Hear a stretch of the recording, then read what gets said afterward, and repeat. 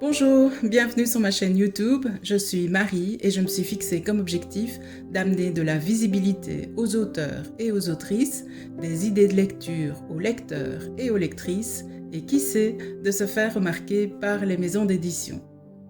N'hésitez pas à vous abonner à la chaîne et à me mettre un pouce. Vous pouvez également brancher les notifications pour ne rien manquer.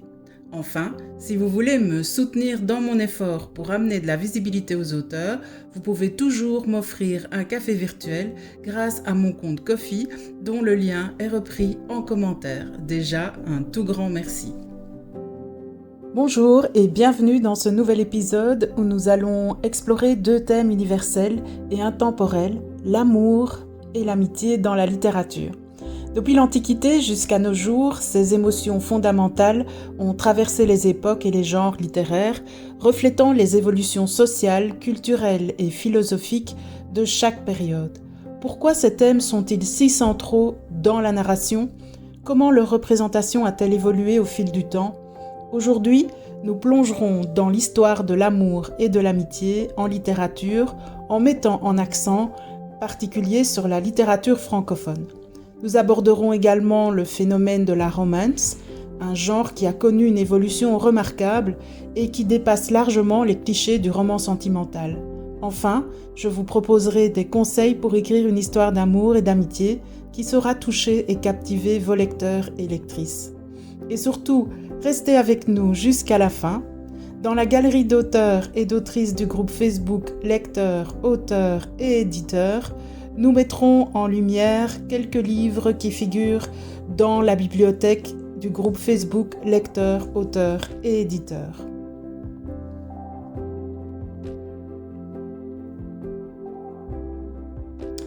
Installez-vous confortablement, prenez une boisson chaude et laissez-vous emporter par cette exploration des relations humaines en littérature. L'amour et l'amitié, des thèmes intemporels, des récits universels. Depuis la nuit des temps, l'amour et l'amitié sont au cœur des histoires. Ces liens fondamentaux définissent l'expérience humaine et transcendent les cultures, les époques et les frontières. Ils offrent une source inépuisable d'émotions et de tensions dramatiques qui captivent les lecteurs. De l'Antiquité au Moyen-Âge, l'amour idéalisé et l'amitié chevaleresque. Dans l'Antiquité, les épopées grecques telles que l'Iliade et l'Odyssée mettent en avant des amitiés héroïques comme celle entre Achille et Pactolus, symbolisant la loyauté et le sacrifice. Les poèmes de Sappho célèbrent quant à eux l'amour sous diverses formes reflétant les passions humaines. Au Moyen-Âge, l'amour courtois émerge avec des récits comme Tristan et Iseux, où le chevalier voue une admiration respectueuse et souvent platonique à sa dame généralement inaccessible. Ces histoires illustrent les tensions entre désir et devoir, et l'amitié est également valorisée dans les récits chevaleresques mettant en avant la loyauté et l'honneur entre compagnons d'armes. De la Renaissance au XIXe siècle, de la passion tragique au réalisme amoureux. Dans la Renaissance, les écrivains explorent les complexités des émotions humaines. Shakespeare, bien que non francophone, influence profondément la littérature européenne avec des pièces comme Roméo et Juliette, une tragédie de l'amour interdit. En France, des auteurs comme Rabelais abordent l'amour avec humour et satire, tandis que les poètes de la Pléiade, tels que Ronsard, célèbrent l'amour charnel et spirituel. Au XVIIe siècle, le classicisme met l'accent sur la raison et la maîtrise des passions. La princesse de Clèves de Madame de Lafayette est un exemple emblématique explorant les dilemmes amoureux et les contraintes sociales et mettant en lumière la tension entre passion et vertu. C'est un livre qui, à l'époque, m'a particulièrement touchée et que j'ai relu plusieurs fois. Au XVIIIe siècle, le siècle des Lumières introduit une sensibilité accrue aux émotions. Rousseau, dans la nouvelle Héloïse, explore l'amour authentique face aux conventions sociales. Les romans épistolaires tels que Les Liaisons dangereuses de Choderlos de Laclos dévoile les manipulations et les jeux de pouvoir dans les relations amoureuses tout en critiquant les mœurs de l'époque. Au XIXe siècle, le romantisme exalte l'amour passionné, souvent tragique. Victor Hugo, dans Notre-Dame de Paris, dépeint des amours impossibles et des sacrifices déchirants. Le réalisme, avec des auteurs comme Gustave Flaubert, présente une vision plus désenchantée de l'amour, comme en témoigne Madame Bovary, où les illusions romantiques mènent à la désillusion. XXe siècle à nos jours, diversification et introspection. Au XXe siècle, la littérature explore l'amour et l'amitié sous des angles variés, reflétant les bouleversements sociaux. Marguerite Duras, avec L'Amant, aborde l'amour interdit et les tensions coloniales. Plus récemment, des auteurs comme Anna Gavalda, dans Ensemble c'est tout, mettent en lumière les relations humaines contemporaines, mêlant amour et amitié dans un contexte moderne. Pourquoi aimons-nous tant ces histoires ? Les récits d'amour et d'amitié occupent une place prépondérante dans la littérature, et ce pour plusieurs raisons. Une connexion émotionnelle profonde. Ces histoires touchent des cordes sensibles universelles, permettant aux lecteurs et lectrices de ressentir des émotions intenses, qu'il s'agisse de joie, de tristesse, de passion ou de nostalgie. Une identification aux personnages. Les lecteurs et lectrices se reconnaissent souvent dans les expériences des personnages, ce qui renforce leur engagement et leur empathie envers l'histoire.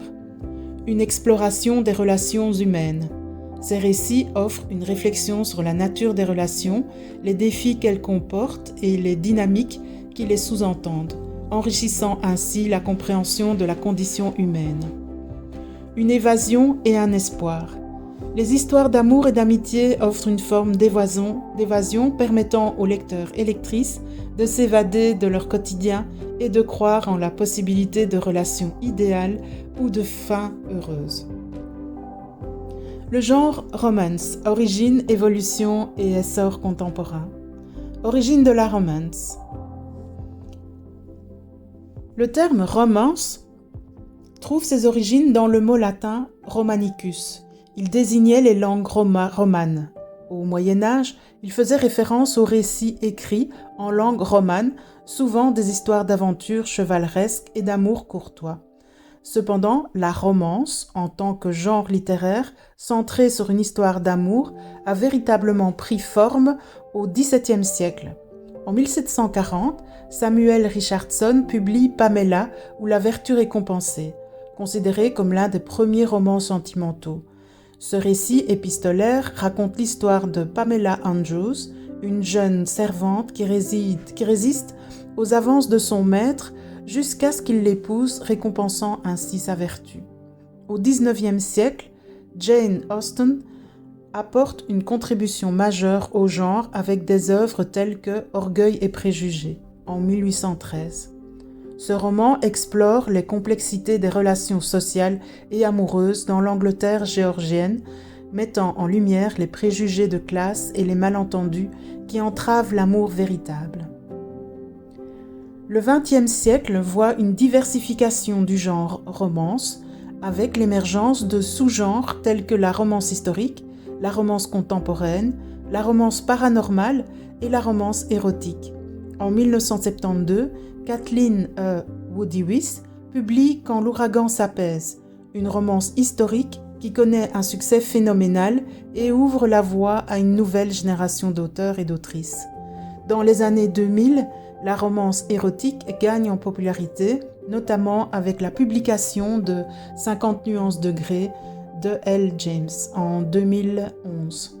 Ce roman explore la relation entre une jeune diplômée et un homme d'affaires au penchant sadomasochiste, brisant des tabous et attirant un large public. Plus récemment, la New Romance ou New Adult s'est exposée, ciblant un public jeune, adulte, avec des histoires abordant des thèmes contemporains et des relations souvent intenses. Des auteurs comme Anna Todd, avec sa série After, ont connu un immense succès dans ce sous-genre. Pourquoi un tel essor ? Plusieurs facteurs expliquent le boom de la romance. Accessibilité. Les histoires d'amour sont universelles et parlent à un large public. Elles offrent une évasion et une connexion émotionnelle que beaucoup recherchent. Diversification. La multiplication des sous-genres permet à chacun de trouver une histoire qui lui correspond, que ce soit une romance historique, paranormale ou contemporaine. Évolution des mœurs. Les romances modernes abordent des thèmes actuels et osent explorer des aspects autrefois tabous des relations humaines, reflétant ainsi les évolutions sociétales. Influence des réseaux sociaux. Des plateformes comme TikTok et des communautés telles que BookTok ont joué un rôle crucial dans la promotion du genre roman romantique, créant des phénomènes viraux et boostant les ventes. Adaptation des maisons d'édition. Face à cet engouement, les maisons d'édition ont rapidement réagi. Création de collections dédiées. De nombreuses maisons ont lancé des collections spécifiquement dédiées à la romance, comme Hugo and Sky avec sa collection New Romance. Recherche de nouveaux talents. Les éditeurs organisent des concours d'écriture et explorent des plateformes d'écriture en ligne pour dénicher de nouveaux auteurs et autrices prometteurs. Marketing ciblé, des événements tels que le festival New Romance ont été créés pour rassembler auteurs et lecteurs, renforçant ainsi la communauté autour du genre. Cette adaptation a permis aux maisons d'édition de capter un nouveau public et de dynamiser le marché du livre, faisant de la romance un pilier incontournable de l'édition contemporaine. Conseils pour écrire une histoire d'amour ou d'amitié. Dans un premier temps, développez des personnages authentiques. Vos personnages doivent être crédibles et dotés de personnalités distinctes. Leurs motivations, peurs et désirs doivent être clairement définis pour que leur relation semble naturelle. En deuxième temps, évitez les clichés. Bien que certains tropes soient populaires, il est essentiel de les aborder de manière originale. Par exemple, au lieu du traditionnel coup de foudre, envisagez une relation qui se développe lentement, basée sur une compréhension mutuelle. En troisième lieu, créez des conflits réalistes. Les obstacles rendent les relations intéressantes. Qu'il s'agisse de différences culturelles, de malentendus ou de défis personnels, ces conflits doivent être crédibles et pertinents pour les personnages. Montrez l'évolution de la relation. Au lieu de simplement dire que deux personnages sont amis ou amoureux, montrez comment leur relation évolue à travers les actions, des dialogues et des expériences partagées. Utilisez des dialogues authentiques. Les conversations entre vos personnages doivent refléter leur personnalité et leur dynamique relationnelle. Les dialogues peuvent révéler les tensions sous-jacentes des affections et des conflits non résolus. Intégrez la relation à l'intrigue principale. L'histoire d'amour ou d'amitié ne doit pas être une simple sous-intrigue. Elle doit influencer et être influencée par l'intrigue principale, ajoutant de la profondeur et de la complexité à vos récits.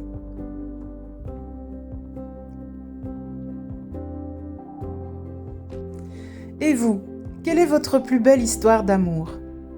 Nous arrivons à la fin de ce podcast consacré à l'amour et à l'amitié dans la littérature. J'espère que ce voyage à travers les siècles et les genres vous a apporté de nouvelles perspectives et peut-être quelques envies de lecture. Et vous, quelle est votre plus belle histoire d'amour, réelle ou littéraire ? Un roman qui vous a marqué, une histoire qui vous a ému ou fait rêver ? N'hésitez pas à partager en commentaire vos coups de cœur et vos recommandations. Pour célébrer cette fête de l'amour et de l'amitié, j'ai réalisé non pas 14 mais 21 shorts vidéos mettant en avant des œuvres qui explorent ces thèmes sous toutes leurs formes. Ce calendrier de l'amour et de l'amitié est disponible dans la playlist dédiée. Alors pensez à y jeter un coup d'œil pour découvrir de belles histoires et de nouveaux auteurs et autrices à lire. Découvrez d'autres œuvres dans la bibliothèque du groupe Lecteurs, Auteurs et Éditeurs. Vous pouvez également retrouver d'autres livres de nos auteurs et autrices dans cette bibliothèque. Le lien est disponible en commentaire, alors n'hésitez pas à aller y faire un tour pour enrichir votre palle et soutenir nos écrivains passionnés. Bonne Saint-Valentin et Valentine, et surtout, que serait une Saint-Valentin ou une Saint-Valentine sans un petit présent? Offrez un bouquet de fleurs et surtout un livre à votre Valentin ou Valentine, parce que les mots ont ce pouvoir unique de toucher, d'émouvoir et de rester bien après que les fleurs aient fané. Soutenez la chaîne. Si ce podcast vous a plu, n'oubliez pas de mettre un pouce et de vous abonner à ma chaîne et d'activer les notifications pour ne manquer aucun épisode. Cela m'aide énormément et me permet de continuer à vous proposer du contenu autour de la littérature et de l'édition. À bientôt pour d'autres aventures littéraires. Voici donc quelques idées de lecture, de livres écrits par les membres du groupe Facebook Lecteurs, Auteurs, Éditeurs. N'hésitez pas à commenter pour me dire ce que vous avez pensé de ces livres. Vous pouvez également commenter dans le groupe Facebook Lecteurs, Auteurs et Éditeurs. La princesse du métro de Néolide, Cynthia Augier. Découvrez Poppy, une jeune femme issue du quartier populaire dont la vie est un enchaînement de malchance.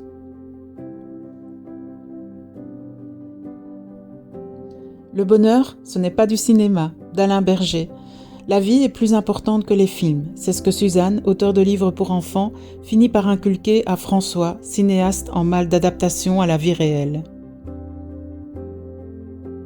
Il aura fallu 1000 jours, Pierre-Yves Bertreux. Dans le tourbillon des années 60, Christophe, un adolescent timide, se ferait un chemin vers l'âge adulte.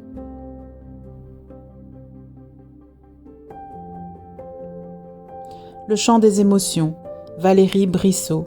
Isabelle, cadre infirmière et fille d'un prestigieux cardiologue, s'apprête à fêter ses 30 ans lorsqu'Olivier, un ancien amour disparu sans laisser de traces 5 ans plus tôt, lui annonce son retour par un simple mot reçu sur son lieu de travail. Le lien, Colline Setil. Depuis l'accident tragique qui a plongé son ami dans le coma, Édouard est profondément ébranlé.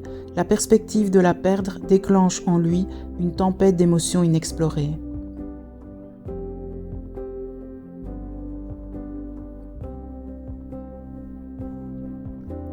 De chair et d'eau, d'Emma Denise. À quelques années d'ici, une suite de catastrophes a plongé le monde dans le chaos et immergé une grande partie des terres. Après un nouveau séisme, Jazz, une jeune fille solitaire, se retrouve prisonnière des décombres. Les hors-races, tome 1. L'escalade des feux croisés, Pierre de Roissy. Jérôme et Justine, trentenaires et parents heureux, sont en vacances avec leur fils Léo, âgé de 4 ans.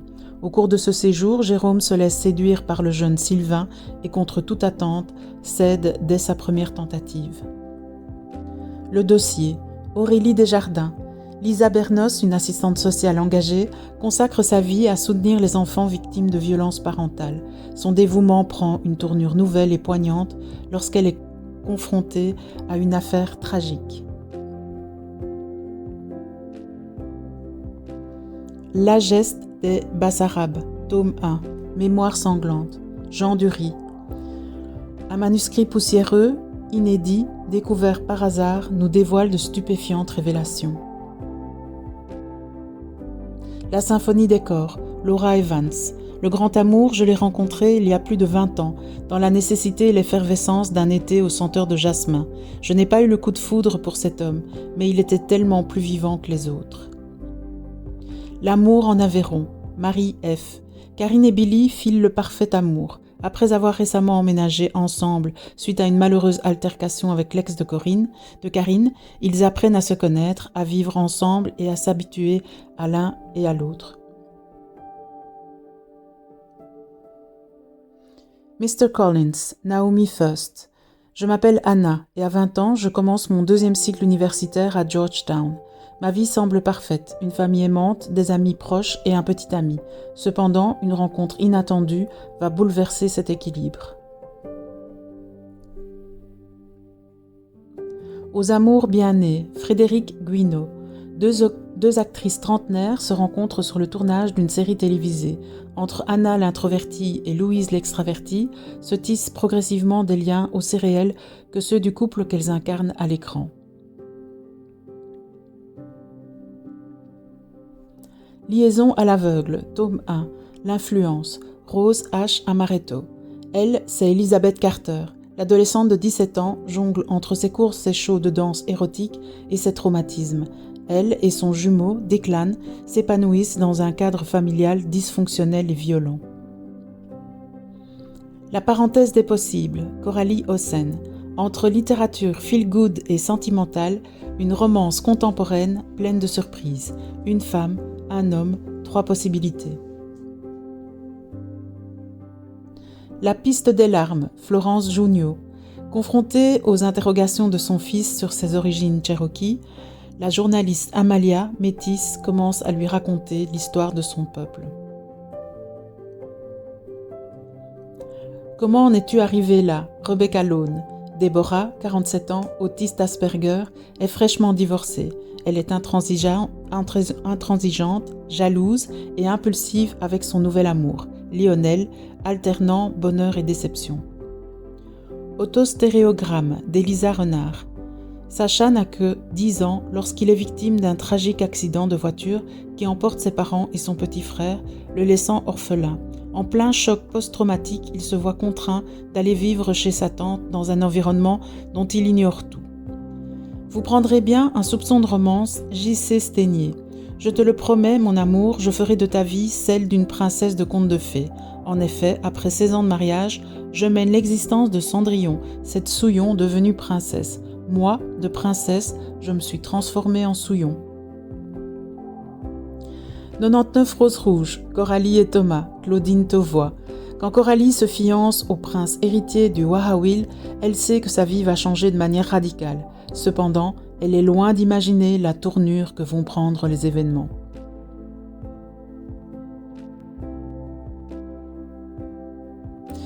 N'hésitez pas à lire et à donner vos avis sur un ou plusieurs livres de cette série et pourquoi ne pas partager en commentaire votre propre roman d'amour et d'amitié. Et pour tous les auteurs et autrices cités dans ce podcast, beaucoup de succès dans la diffusion de vos livres.